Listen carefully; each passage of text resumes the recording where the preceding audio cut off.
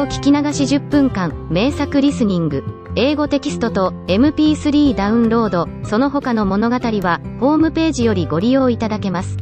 88thpp.com 88thpp.com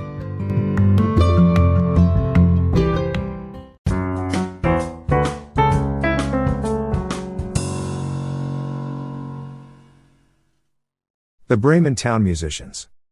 A certain man had a donkey, which had carried the corn sacks to the mill indefatigably for many a long year, but his strength was going, and he was growing more and more unfit for work. Then his master began to consider how he might best save his keep, but the donkey, seeing that no good wind was blowing, ran away and set out on the road to Bremen. There, he thought, I can surely be town musician. When he had walked some distance, he found a hound lying on the road, gasping like one who had run till he was tired. "What are you gasping so for, you big fellow?" asked the donkey. "Ah," replied the hound, "as I am old, and daily grow weaker, and no longer can hunt, my master wanted to kill me, so I took to flight, but now how am I to earn my bread?"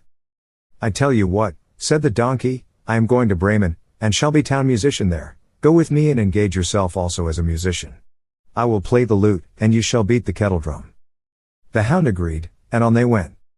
Before long they came to a cat, sitting on the path, with a face like 3 rainy days. "Now then, old shaver, what has gone askew with you?" asked the donkey. "Who can be merry when his neck is in danger?" answered the cat. "Because I am now getting old, and my teeth are worn to stumps, and I prefer to sit by the fire and spin, rather than hunt about after mice. My mistress wanted to drown me, so I ran away. But now good advice is scarce. Where am I to go?" "Go with us to Bremen. You understand night music, you can be a town musician." The cat thought well of it, and went with them. After this the 3 fugitives came to a farmyard, where the cock was sitting upon the gate, crowing with all his might. "Your crow goes through and through one," said the donkey. "What is the matter?"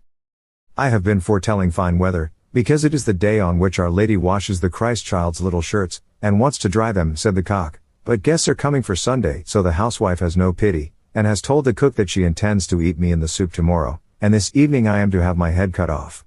Now I am crowing at full pitch while I can." "Ah, but Redcomb," said the donkey, "you had better come away with us. We are going to Bremen, you can find something better than death everywhere, you have a good voice, and if we make music together it must have some quality." The cock agreed to this plan, and all 4 went on together. They could not, however, reach the city of Bremen in one day, and in the evening they came to a forest where they meant to pass the night. The donkey and the hound laid themselves down under a large tree, the cat and the cock settled themselves in the branches, but the cock flew right to the top, where he was most safe. Before he went to sleep he looked round on all 4 sides, and thought he saw in the distance a little spark burning, so he called out to his companions that there must be a house not far off, for he saw a light. The donkey said, "If so, we had better get up and go on, for the shelter here is bad." The hound thought that a few bones with some meat on would do him good too.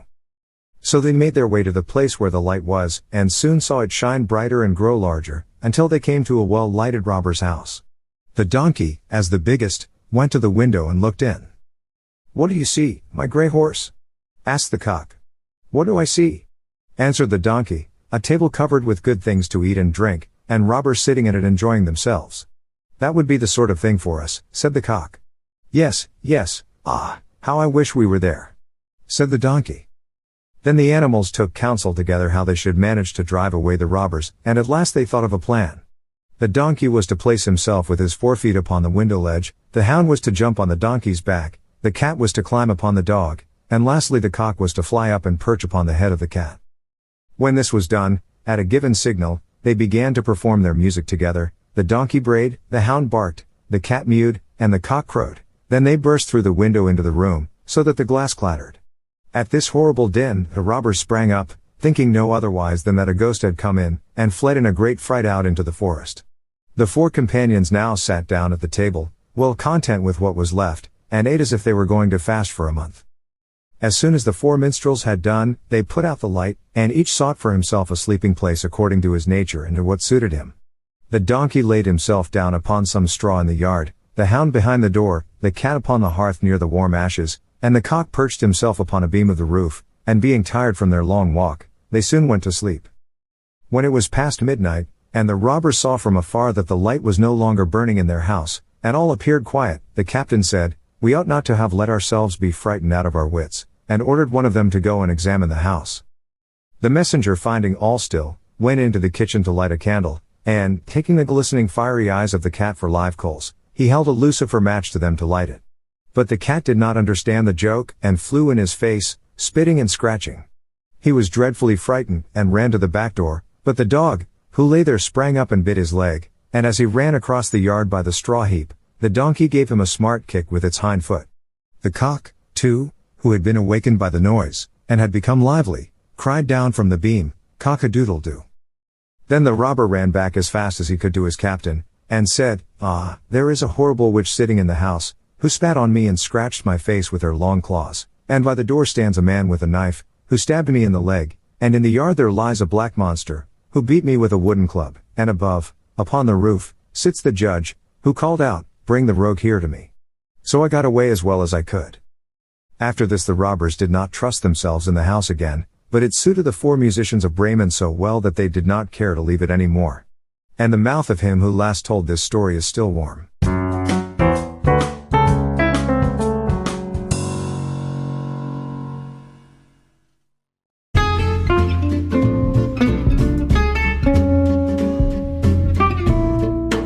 Audiobook, Japanese Dream by Hidemi Woods, on sale at online stores or apps. Apple, Audible, Google Play, Nook Audiobooks, 43 available distributors in total.